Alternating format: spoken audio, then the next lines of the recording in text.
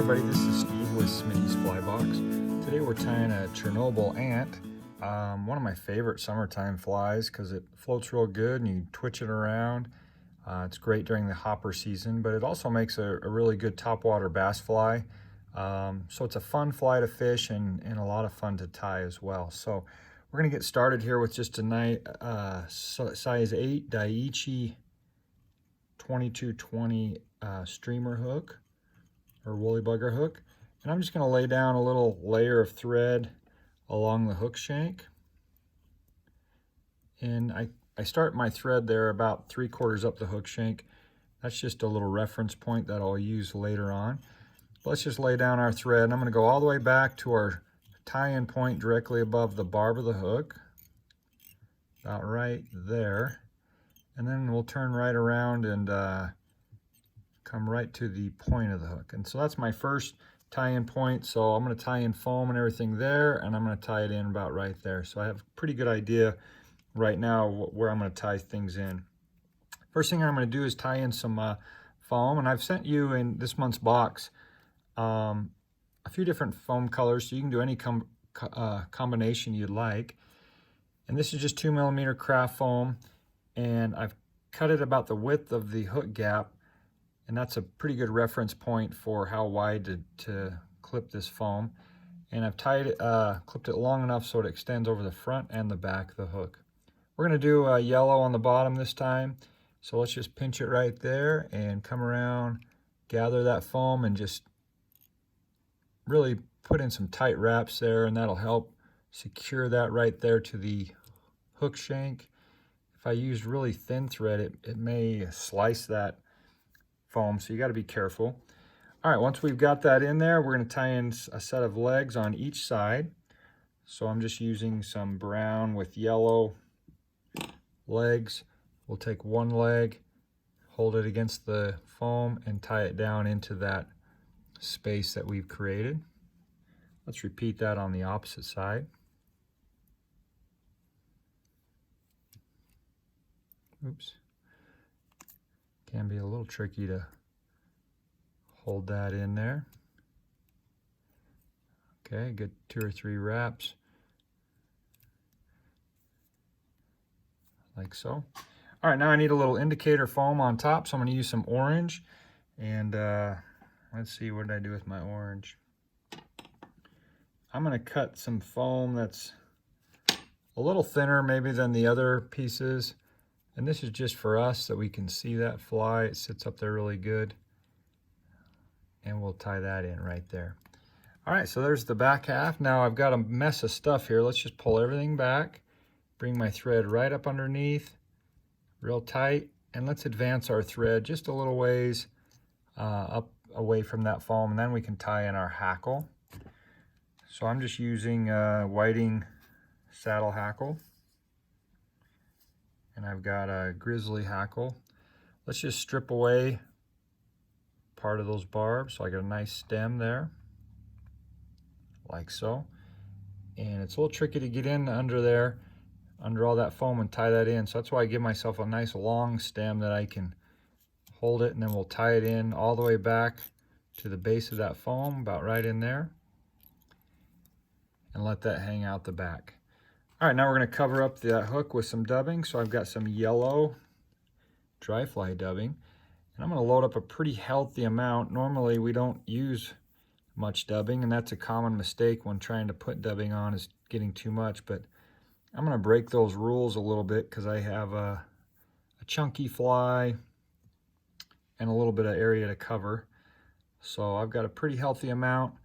Let's just pull that back and let's come around and build this body. So let's start right here, the base, and just cover that up, and we're going to go right there to that 2/3, or excuse me, 3/4 up the hook shank, like that. And now we can begin wrapping this hackle. Now it's going to look a little not super pretty, but I'm not going to worry too much about that. I'm just going to spiral wrap that hackle over the top away from me. And this just helps this fly sit up there and float a little better. And once I get to that point, we'll hold that straight up in the air with my right hand, and drop my thread over with my left hand, which is a little tricky with this camera up in my face, but I'll do the best I can. I may bump the camera a couple times, like that. All right, now we can snip off this excess. Let's just make a couple good tight wraps there and clean up maybe that little area right there. Okay, now we're ready to pull our foam down. Let's pull the two main pieces down and carefully, and then add a little tension and secure that in right there. And now we'll do our rubber legs. We're basically going to repeat the steps from the back tie-in point. So we'll go on the near side, and then we'll go far side.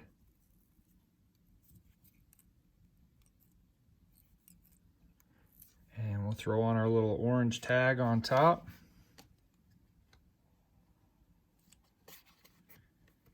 And then we'll be ready to whip finish.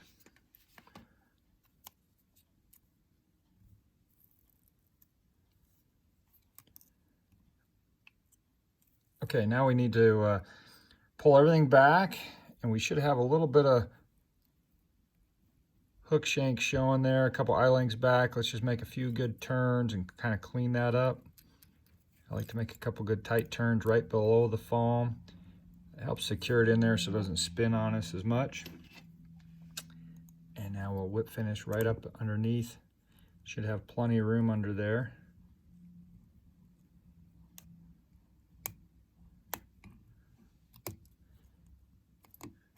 And then we'll, all right, let's trim this up now. So let's start with the legs. Really, it's, again, personal preference. I like to make the legs about the length of the hook shank, again, using that as a reference.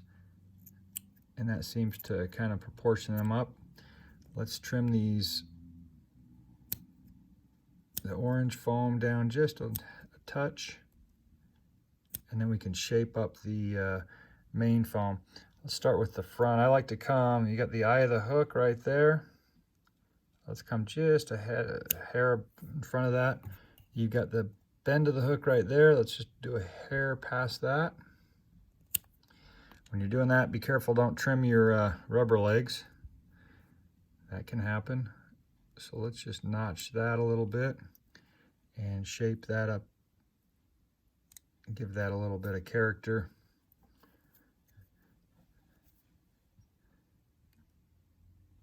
And do the same in the front. Like that. All right, it's looking pretty good. Now, one thing you might want to do is if you have some super glue or head cement or something, just come in here with a little touch of glue on the underbody and let that